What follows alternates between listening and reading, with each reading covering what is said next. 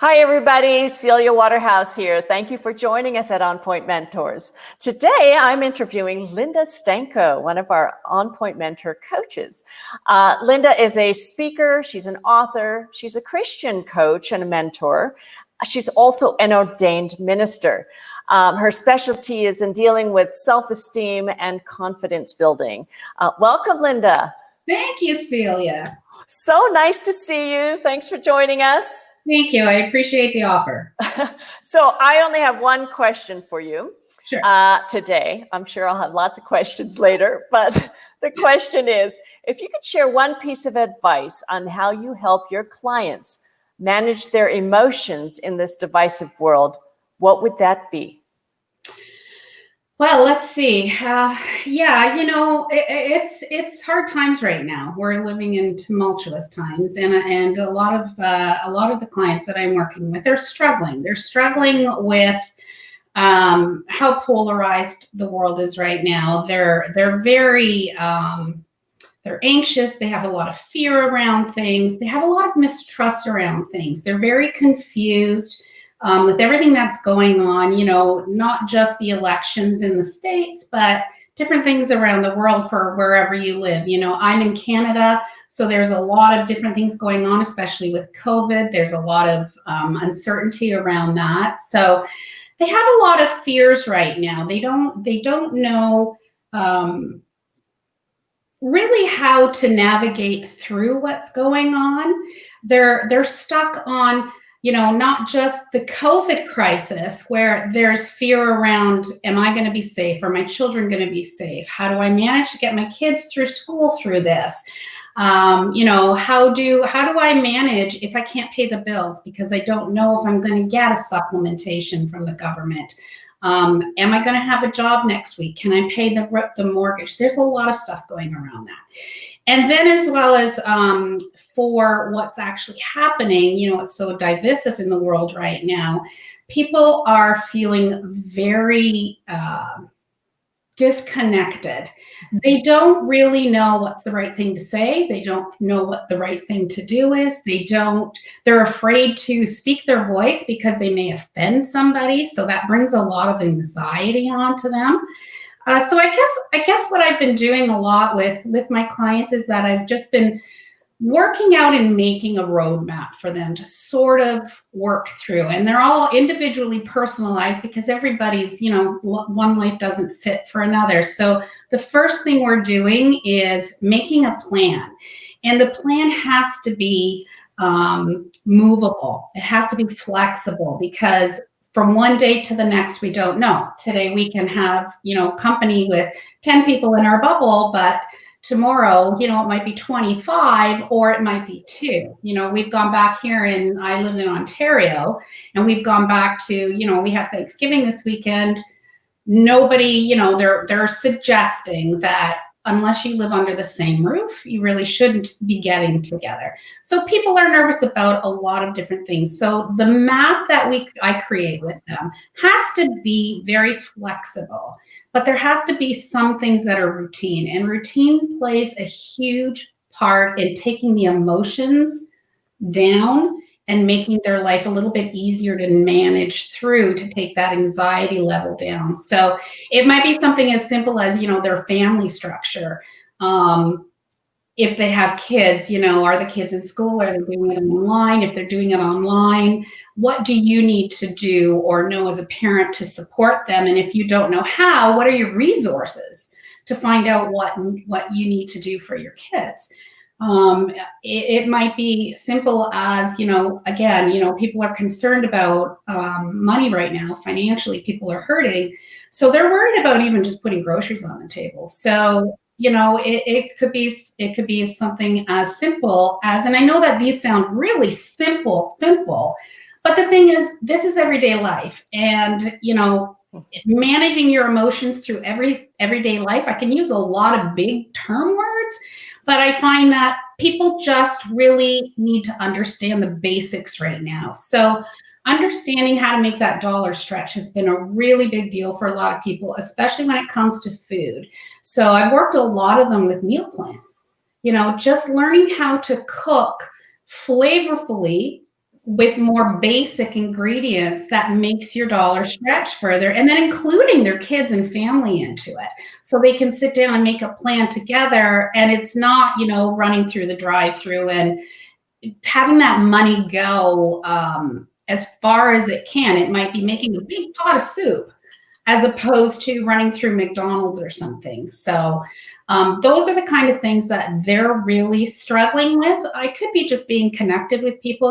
Part of it, the plan is to make sure they stay connected. And right now we have to do that through a lot of virtual. So maybe it's, again, as a Christian, a lot of my clients, they attend church. And right now, a lot of them can't. That's a huge issue for some of them. So, okay, so does your church offer an online service? And if not, how can you stay within your faith, whether that's Christian or any other kind of faith background? There are ways to find what's going to fit in your life for your faith background online.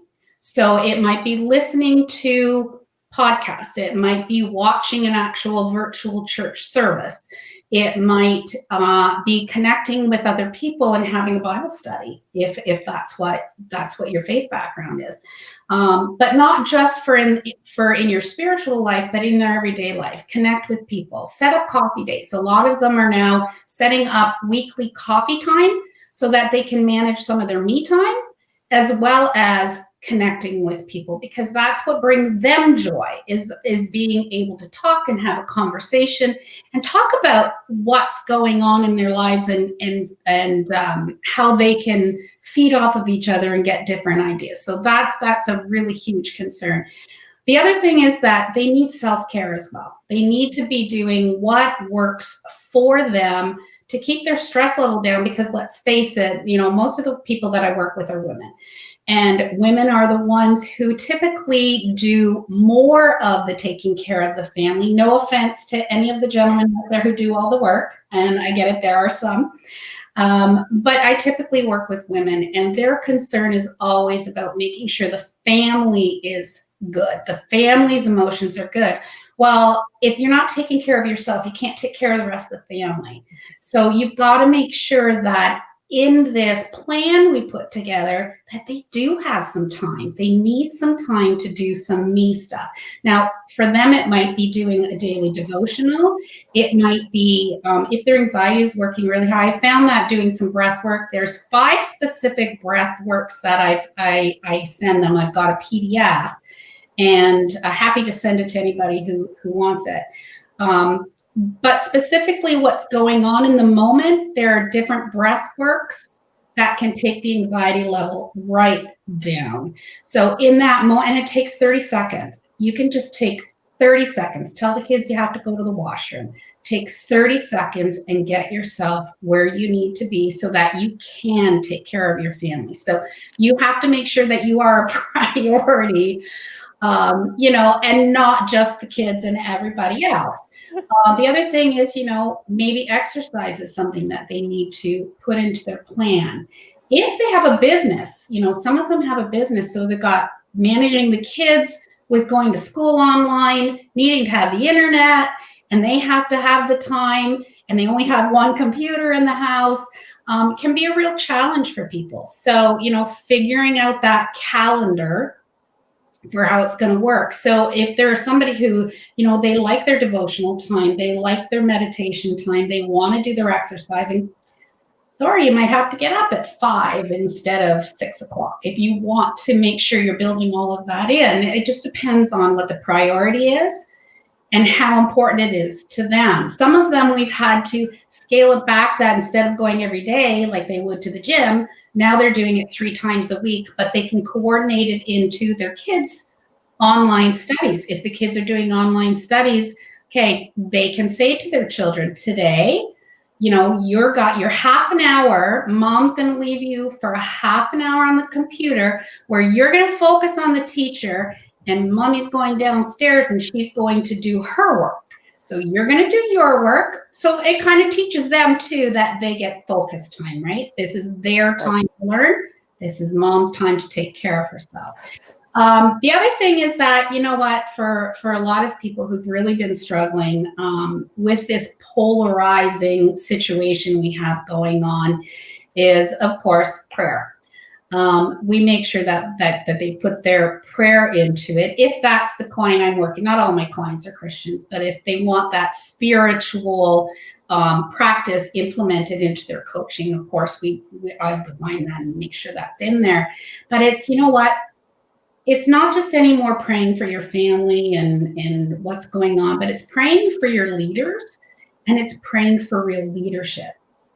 So that's been a big one, that they seem that they can have a little bit of, that's about where their control is. They can't control what's going on out there. They can't control all the diversity that's going on.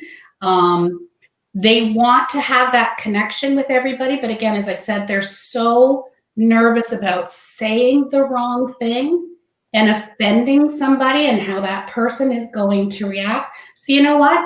Pray for that guidance. Pray for that guidance of how you can voice yourself without offending somebody else. And if you do offend somebody else, apologize. Like, we all do it. We all have faux pas. That's just part of life. So it's just really trying to figure out on how to make a plan, figure out the plan, have it all scheduled in so that they can follow a daily routine with some flexibility. They have to be able to maneuver it through. So really, that's how we've been doing it. That seems to be the biggest issues right now. I love that. Roadmaps. Roadmaps are so important. They are. You just have to have that, you know what, if this one's not going to work, I need to know that it's not so rigid. And then I'm like, wow, what do I do? I can't go anywhere else. You know, it's okay. That's okay. Then we're just going to shift over to this one for now. Mm-hmm. And then we'll just kind of take a detour and come back to it later. Just move things around on your plan. But you have to have a plan, especially if you don't know, you know, when that next paycheck is coming, or if you're going to lose that job. Yeah. And then what do I do? Yeah. So if you're a little bit prepared ahead of time, you'll manage through it better. And you'll have a better outcome because you're staying positive and knowing that you do have some control over what's going on in your life.